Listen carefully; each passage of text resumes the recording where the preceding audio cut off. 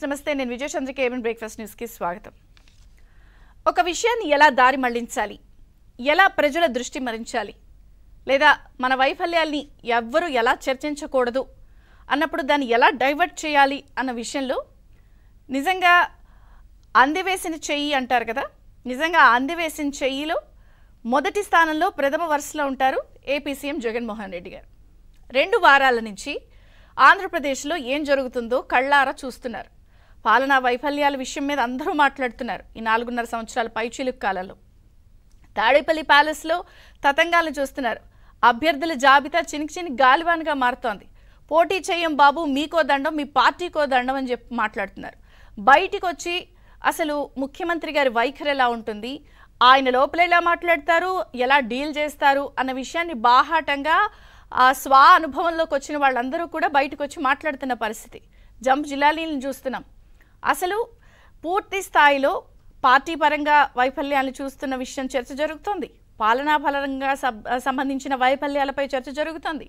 అంగన్వాడీలు, అనేక వర్గాలు రోడ్ల మీద ఉన్నాయి. అందరూ కూడా చాలా బాహాటంగా ప్రభుత్వ వైఫల్యం, జగన్ గారి సర్కార్ వైఫల్యం గురించి ఎక్కడ చూసినా మాట్లాడుకుంటున్నారు. ఇప్పుడు ఇంకోవైపు నాణానికి ఇంకొక వైపు చూద్దాం. ఎప్పుడు చూసినా ముఖ్యమంత్రి గారు నా ఎస్సీ, నా ఎస్టీ, నా బీసీ, నా మైనారిటీ అని చెప్తూ ఉంటారు. సో దానికి సంబంధించి ఒక రకంగా చెప్పాలంటే ఇప్పుడు నేను చెప్పినటువంటి తాడేపల్లి కార్యక్రమాల్లో అసలు చీటీ చింపేసిందే వాళ్ళే. నా ఎస్సీ, నా ఎస్టీ, నా బీసీ అంటూ చెప్తూనే చక్కగా నా ఎస్సీలు చీటీ వద్దు, నా బీసీలు చీటీ అక్కర్లా, నా ఎస్టీలు చీటీ అక్కర్లేదంటూ వాళ్ళ చీటీలే చింపేసి నిన్న స్వరాజ్య మైదానంలో 125 అడుగుల అంబేద్కర్ విగ్రహాన్ని సోషల్ జస్టిస్కి సంబంధించి ఆయన ఆవిష్కరించారు. అసలు నా భూతో నా భవిష్యత్తు, ఆల్మోస్ట్ అప్పటి అంబేద్కర్ తర్వాత నేనే ఆ స్థాయిలో నిలువెత్తు అంబేద్కర్ అన్నట్టుగా ఆయన ఇచ్చిన స్పీచ్ చూస్తే నిజంగా 125 అడుగుల అంబేద్కర్ విగ్రహం కూడా కరిగి నీరైపోయిన పరిస్థితి జగన్ గారి స్పీచ్ వింటే కనిపించింది. ఎందుకంటే అందరూ కూడా ముక్కును వేలేసుకున్నారు. ఆయన చెప్పిన మాటలు కానీ, ఆయన మాట్లాడిన ఆ వర్ణనలు కానీ అవన్నీ చూసి నిజంగా అంబేద్కర్ గారు కూడా ఒకవేళ ప్రాణం ఉండుంటే అందులో కరిగి నీరైపోయేవారు. ఎందుకంటే ఈ సందర్భంగా జగన్ గారి స్పీచ్ని మనం విశ్లేషించే ముందు 2 వ్యక్తుల గురించి మాట్లాడుకోవాలి. సరే, స్పీచ్లో పాయింట్లకి నేను చెప్పే ఆ 2 వ్యక్తులకి కొంత లింక్ ఉంటుంది. సో ఏంటి ఆ స్పీచ్లో ఆయన చెప్పేదానికన్నా ముందు 2 వ్యక్తుల గురించి మాట్లాడుకోవాలి, డెఫినెట్గా మాట్లాడుకోవాలి. దేశంలో ఇప్పుడు ఏదైతే నా ఎస్సీ, నా ఎస్టీ, నా బీసీ అని చెప్పి ఆత్మగౌరవం, లేకపోతే వీళ్ళందరికీ సామాజిక న్యాయం, సామాజిక సాధికారత అని ఇలా ముఖ్యమంత్రి గారు మాట్లాడుతున్నారు కదా, కానీ ఈ 2 వ్యక్తులు ఈ అంశాలన్నిటికీ బ్రాండ్ అంబాసిడర్లు. ఒకరు మహాత్మా గాంధీ, ఒకరు బాబాసాహెబ్ అంబేద్కర్ గారు. మహాత్మా గాంధీ గారు అసలు ఏ హరిజనులు, ఏ దళితులైతే కట్టుకోవడానికి బట్టలు కూడా లేవో హరిజనోద్ధరణకి నేను అసలు బట్టలే వేసుకోను, కొల్లాయి చాలంటూ వాళ్ళను ఉద్ధరించడానికి బయలుదేరిన వ్యక్తి. ఇది నాణానికి ఒకవైపు. అదే బాబాసాహెబ్ అంబేద్కర్ గారు అంటరానితనాన్ని పోరాడుతూ, ఆత్మగౌరవాన్ని నినాదంగా చేసుకుంటూ, రాజ్యాంగాన్ని రచిస్తూ అందరూ సమానమే అని చెప్తూ, బట్టలు అందరూ ఒకేలాగా వేసుకోవాలి, అందరికీ సమన్యాయం ఉండాలని సూటు బూటు వేసుకుని ఇది నా నిలువెత్త ఆత్మగౌరవం అని జీవితాంతం సూటు బూటు ధరించిన వ్యక్తి.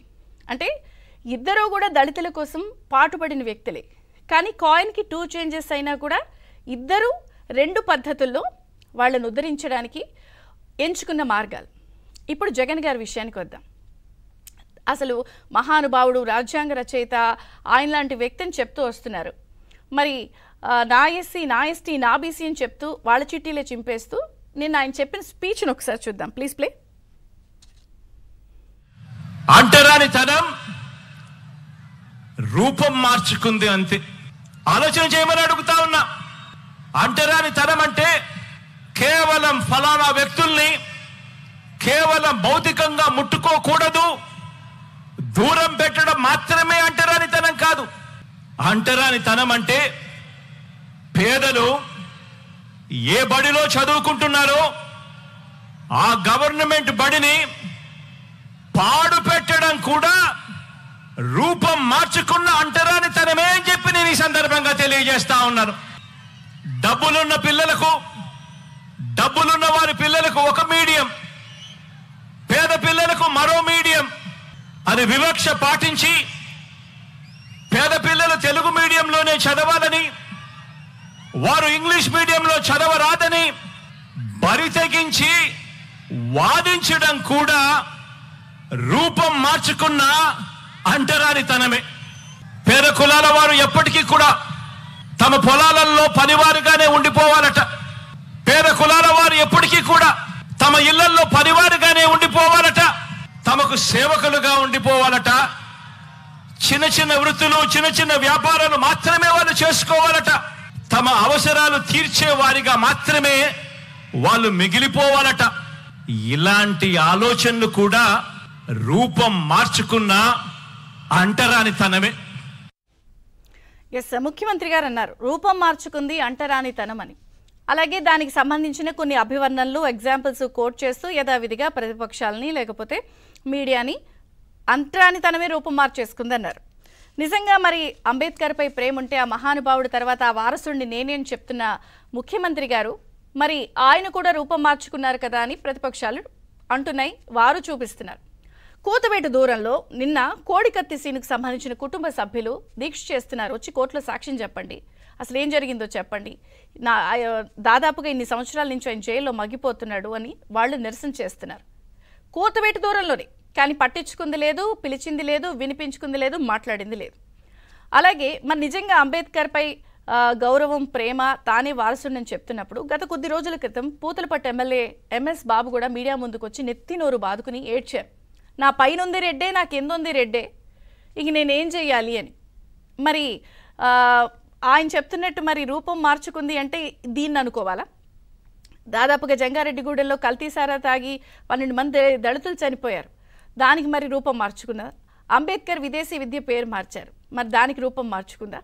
అంటే ఒక రకంగా అన్ని కళ్ళ ముందు కనిపిస్తున్నా కూడా ఇన్ని విషయాల్ని మభ్యపెడుతూ ఇంకా డైవర్ట్ చేస్తూ వైఫల్యాలను అందరి మీదకి నెట్టేస్తూ తాను ఒక్కడే నిజమైన అంబేద్కర్ వారసుడిని అంటూ నిన్న జరిగిన కార్యక్రమాన్ని ఎన్నికల ముందు ఒక రకంగా ఒక ట్రంప్ కార్డుగా గెలుపు కోసం ఆ దళితులను ఉపయోగించుకుంటున్నారా అన్నది చర్చనీయాంశంగా మారింది. అంటే పూర్తి స్థాయిలో చెప్పేదొకటి చేసేదొకట, వాళ్ళందరినీ కేవలం ఎన్నికల్లో గెలుపు అస్త్రాలుగా చూస్తున్నారా? మరి నిజంగా అంత ప్రేమ ఉంటే ఇప్పుడు జరుగుతున్న అన్ని విషయాలకి ఎందుకు ఆయన మరి రూపం మార్చుకుని ఇట్లా ప్రవర్తిస్తున్నారన్న విషయంలో చర్చ జరుగుతోంది. మరి ఈ అన్ని అంశాలపై చర్చ కొనసాగిద్దాం. చిన్న విరామం తర్వాత చర్చ ప్రారంభమవుతుంది. చూస్తూనే ఉండండి ABN.